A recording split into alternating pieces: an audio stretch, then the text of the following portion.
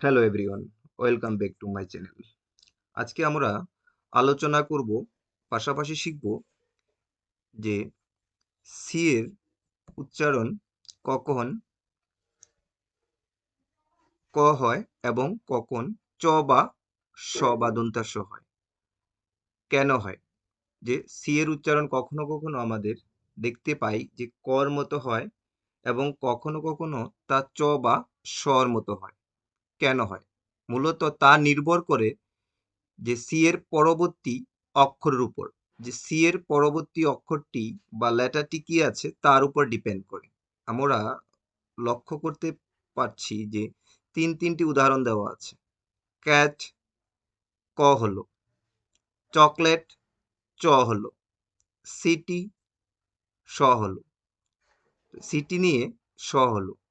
বিষয়গুলি যদিও সবগুলি ওয়ার্ড শুরু হয়েছিল সি দিয়ে, কেন হলো? কারণ পরবর্তী ওয়ার্ডের উপর ডিপেন্ড করে সি এর উচ্চারণ পরিবর্তন হয়েছে। তো আমরা দেখে নেব কখন ক হয়, সি এর উচ্চারণ কখন ক এর মতো হবে। যখন সি এর পর কোনো ওয়ার্ডে এ, ও, ইউ, কে অথবা এল আসবে। যদি সি এর পর কোনো ওয়ার্ডের মধ্যে সি এর পর পরবর্তী ওয়ার্ডগুলি এ, ও, ইউ, কে, এল এর মতো হয় বা কনসোনেন্ট থাকে, তখন সি এর উচ্চারণ ক হবে।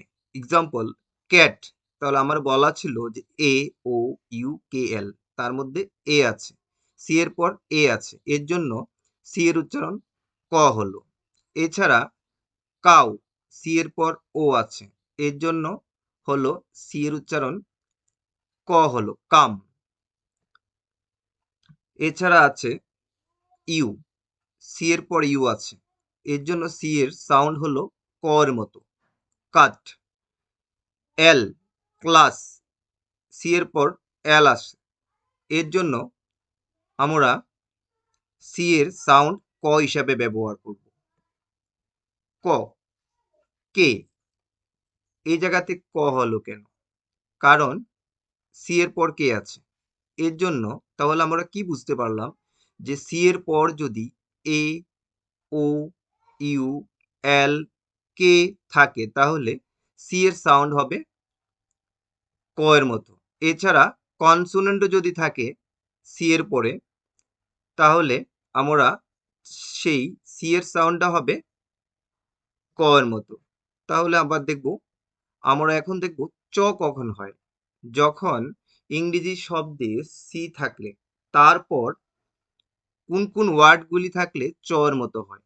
সি এর পর যখন এইচ যুক্ত থাকবে, সি, সি এর সঙ্গে যখন কোনো ওয়ার্ডে এইচ যুক্ত থাকে, এক্সাম্পল দেওয়া হলো চেয়ার, আমরা কেয়ার বলিনি কিন্তু চেয়ার বললাম, কারণ সি এর পর এইচ আছে। ফর্মুলা অনুযায়ী সি আর এইচ একসঙ্গে থাকলে তখন চ এর মতো সাউন্ড হবে। Example chat. তাহলে কি বুঝতে পারলাম? সিএইচ একসঙ্গে থাকলেও তখন সেই সাউন্ডটা ক এর মতো হবে, সেই সাউন্ডটা ক এর মতো না, চ এর মতো হবে। এছাড়া স কখন হয়? যখন সি এর পরে যখন ই, আই বা ওয়াই থাকে, তখন সেই সি এর সাউন্ডটা তখন স এর মতো হবে। এক্সাম্পল, ই আছে, তাহলে কি হলো? সেল। তাহলে সি তখন চ হয়নি, এছাড়া ক হয়নি, হলো কি? স, সেল, সেন্টার। এছাড়া আছে কি?